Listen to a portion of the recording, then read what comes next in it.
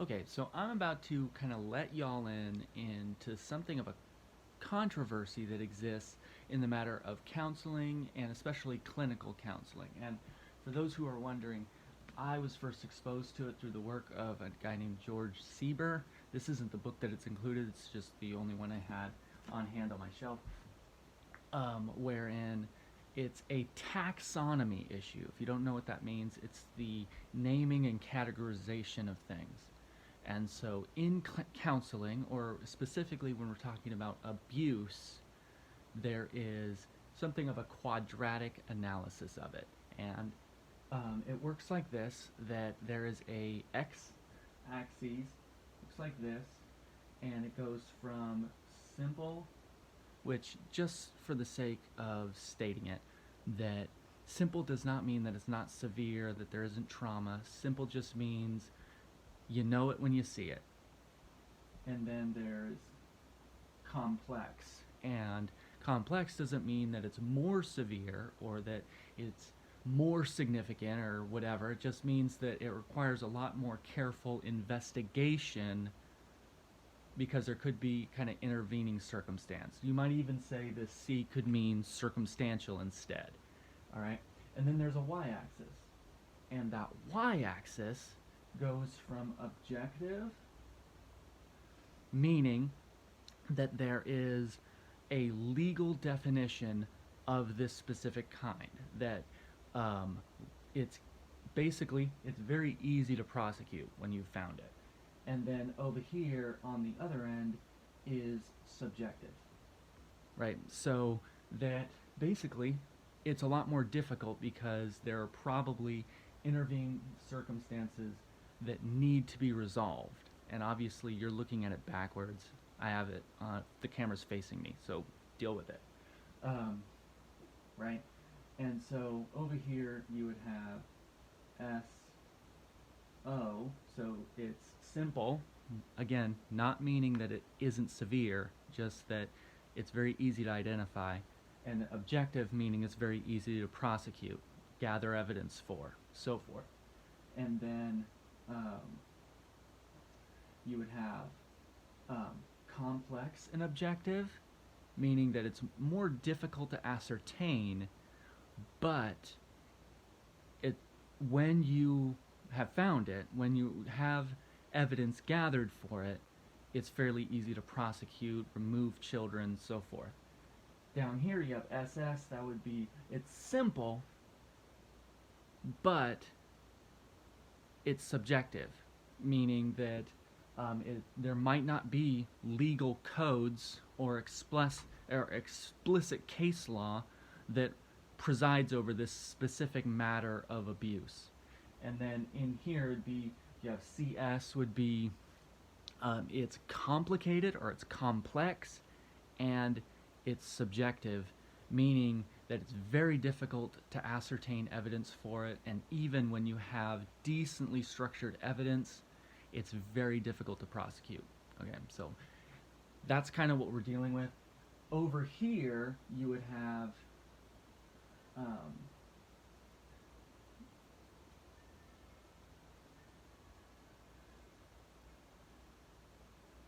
sexual abuse, and you can't read that at all.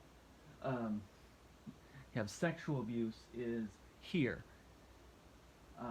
That you have physical abuse would be up here where it's very simple, and you would have verbal abuse. A parent verbally insulting or using sexual or racial derogatory slurs and things against their child, or you have a coach physically battering a student, or you find lash marks on a child, or spiral arm fractures, black eyes. Like, it's fairly easy to gather evidence, and then when you have that evidence, it's fairly easy to build that case and to remove children, to file charges and prosecute. When it's objective, there's legal definitions, but it's fairly subjective still, that there's circumstances that could intervene. You would have things like medical abuse and and you would have um, financial abuse. And if you don't know what those are, medical abuse is either the willful withholding of medical care, such as, let's say, medications, or the administering of medications in a predatory manner or like a subversive manner. So you might have a parent that is crushing up pills and putting it into their child's food.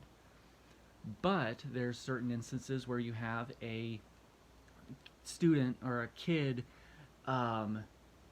is mentally or emotionally deficient or is on the autism spectrum or something like that, and there's no other way to administer those medications to them, right? So there's nuance present where investigations have to be done, they have to be very thorough, evidence has to be gathered, and then financial abuse would be a matter where the husband refuses to allow his wife to have a debit card or access to the bank accounts or to own any property in her own name, something along that line, and that as a result she ends up becoming like a servile class in the home. But there's nuance in that, let's say maybe she is addicted to gambling, and that if you put any money in her hands, she's going to spend it all at the track or at the tables or something of that nature, or and so as a result she's in recovery, and so she's in the process of like those sorts of things. Like maybe there's a reason for this that justifies it. There has to be investigations opened in order to determine that, right?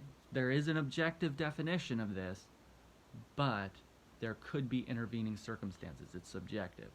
Down here in this third quadrant, you have that it is simple and it is also subjective. And down here you would put substance abuse, and the reason that this is subjective is that there's two kinds.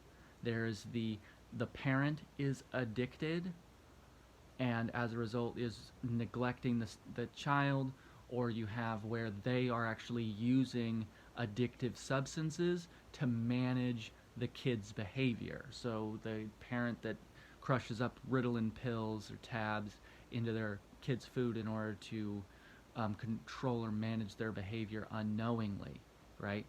But again, this is subjective in that maybe that's the only way to administer actual prescribed medications.